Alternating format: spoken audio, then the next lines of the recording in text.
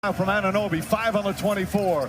Green, off the bounce, drives inside, he banks it home! Pinataob ng Golden State Warriors ang kupo ng New York Knicks sa muling banggaan nila mga kaibigan. Tumahimik na ngayon ang mga haters ng grupo dahil sa sunod-sunod na panalo ng Dubs. Noon apektado pati si Stephen Curry sa mga pangta-trash talk ng mga haters ng team nila.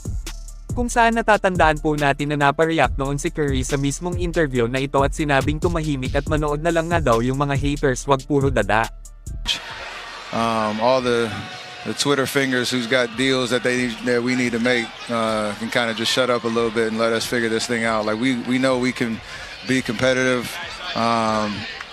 We showed that toughness tonight. Malaki talaga ang pinagbago sa gold-blooded nang dumating itong si Jimmy Butler sa grupo. Opensa at depensa nila ay napaka-solid na nga ngayon.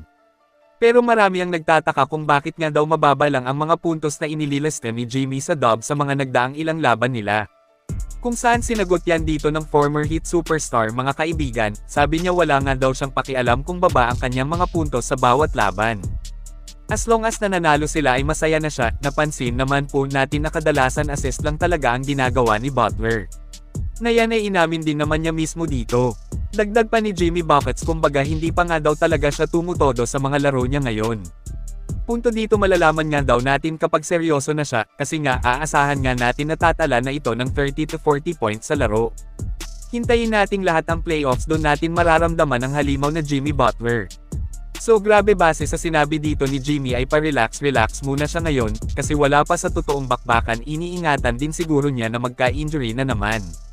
Isiguro ang paglalaro sa papalapit na playoffs para makuha na ang inaasam-asam na kampyonato. Well, ito po ang mga sinabi ni Jimmy Butler, pakinggan po natin mga kaibigan. We're winning, so I don't care about nothing else. I can say it to whatever colored in the face, but as long as we're winning, man, I'm straight. I'm always happy. I'm always smiling. I want to get guys in their spots.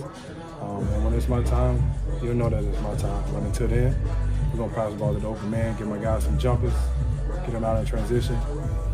Ngayon ay dito naman tayo kay Moses Moody, kung saan maliban kay Butler itong si Moody ang isa sa nagbibigay ng malaking ambag sa mga laban ng team kaya nananalo sila. Simula nang inilagay siya ni Kerr bilang starter ay isang beses pa nga lang natalo ang GSW. Tingnan nyo nga naman ang hustle nito pagdating sa depensa. Napaka-agresibo ni Moses sa depensa, ang kanyang opensa naman ay napakalaki ang inimprove unlike noong mga nagdaang season na parang bata na may gatas pa sa lobby ang daloy ng kanyang laro. Ngayon galawang veterano na nga ang isang Moses Moody, ang kanyang shooting sa threes ay maaasahan po talaga napaka-solid. Masipag maglaro kaya napakagandang panoorin siya, parang hindi nakakaramdam ng pagod. Ito panoorin po natin ang ginawa niya sa laban kontra New York Knicks.